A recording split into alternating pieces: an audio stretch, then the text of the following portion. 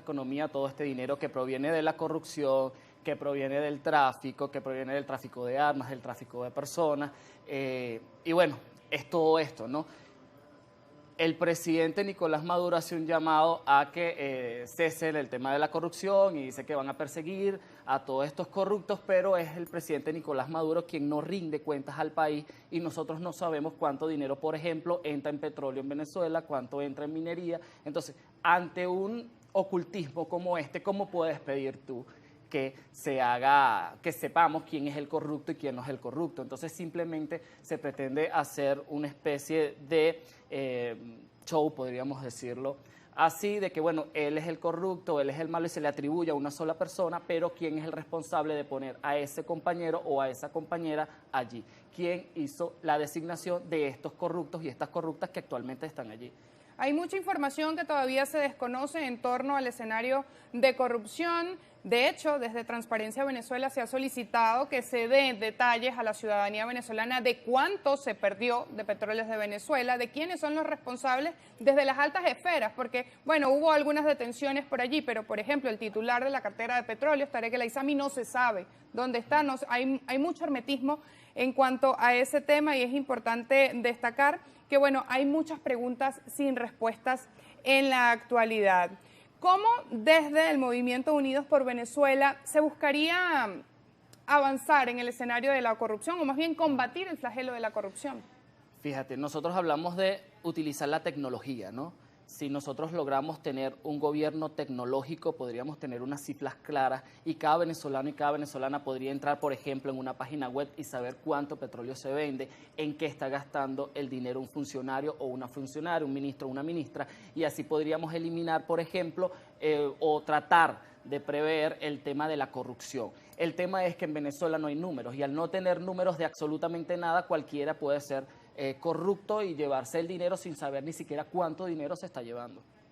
Bien, en Colombia actualmente, el día de hoy, se va a llevar a cabo una conferencia internacional sobre Venezuela para abordar algunos temas políticos. Varios países van a estar en esa cita. ¿Cuál es la expectativa que pudiéramos destacar? ¿Cuáles son los temas centrales que se deberían abordar en esta cita internacional? Yo creo que los actores que están allí están hablando de una cosa y el pueblo venezolano está hablando de otra cosa. El pueblo venezolano pide que se le respete el salario, que tengan un salario digno, que se le garantice los derechos humanos a todas y a todos, de la democracia, y por lo menos vemos declaraciones de unas condiciones que pone por lo menos el presidente de la Asamblea Nacional, Jorge Rodríguez, que, bueno, que pone condiciones para la democracia. Entonces imagínense ustedes los niveles que nosotras y nosotros estamos. Todo espacio de diálogo es bien visto, pero siempre y cuando también se llame a dialogar a todas y a todos y que no se deje a un grupo por fuera. Bien, también desde el escenario de esto que ha ocurrido en Colombia se habló de la partida de Juan Guaidó de Venezuela hacia territorio colombiano, luego lo montaron en un avión y lo enviaron hasta territorio estadounidense. Desde representantes o desde la esfera gubernamental se ha hablado que Guaidó es un cobarde, pero la verdad es que Guaidó estuvo hasta hace 3 días en territorio venezolano, en su casa, que todos sabían dónde quedaba.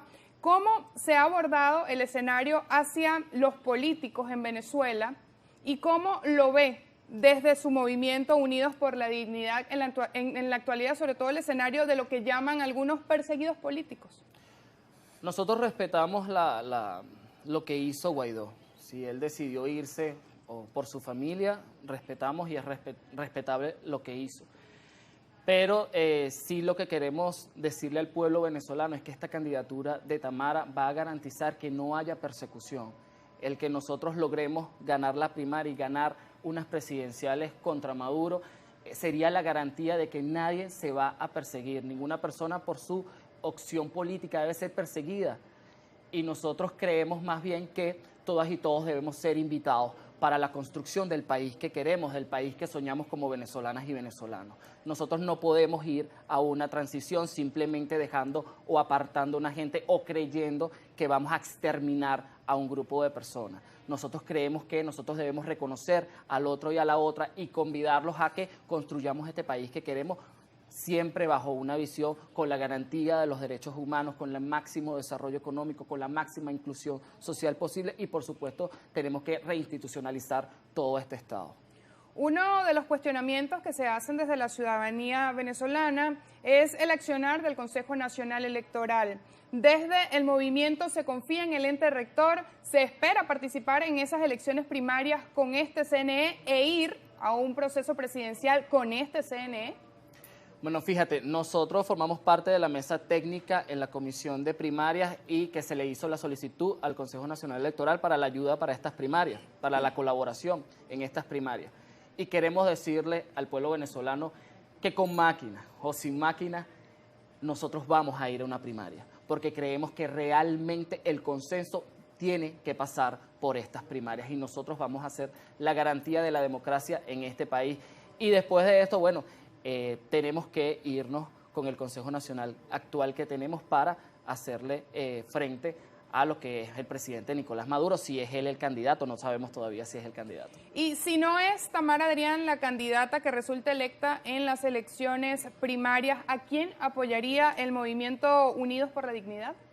Podríamos apoyar a un candidato o candidata que garantice esto que te estoy diciendo, la no persecución a otro grupo político, el que nadie sea dejado atrás, la incorporación de todos los grupos en situación de vulnerabilidad, llámese mujeres, personas con discapacidad, afrodescendientes, personas LGBTI, adultas y adultos mayores, a todos estos grupos.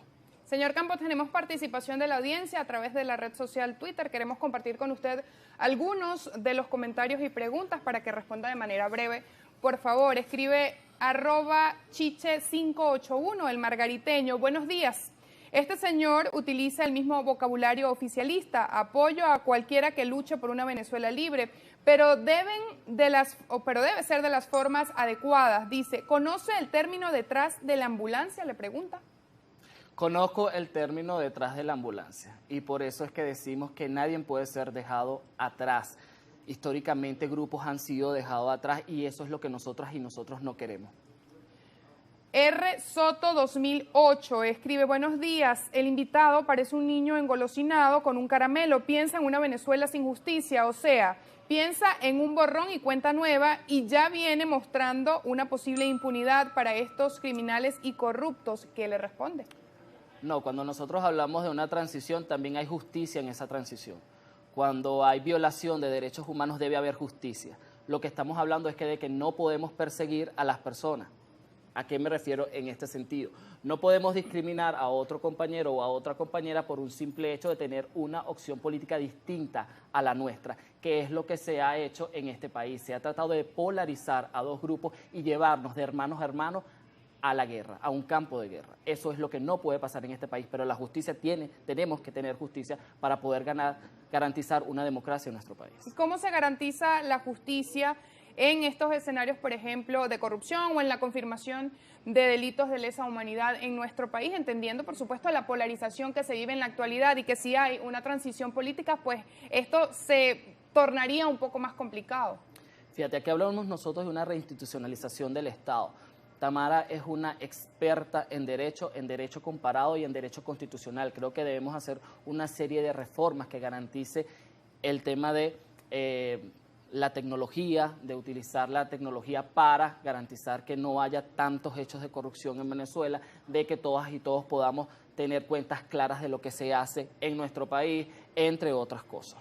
Pero, por ejemplo, si resulta que un representante oficialista es declarado culpable por un evento de corrupción y en medio de esta transición, pues la confrontación, nadie va a entregar el poder sabiendo que va a ir a la cárcel. Eso es una realidad.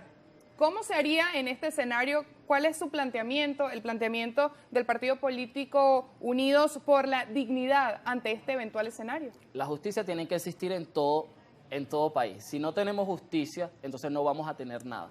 Si hay una persona que cometió, y nosotros lo decimos en varias declaraciones, un corrupto en este momento de crisis que tiene Venezuela es un delito prácticamente de lesa humanidad. Todo corrupto debe ser llevado a la cárcel, debe ser llevado a los tribunales y debe ser sancionado. Recordemos también que Tamara Adrián está por el Poder Ejecutivo. Claro, tenemos un Poder Judicial allí, pero tenemos que llevar a la justicia a quien tenga que ser llevado. Gracias.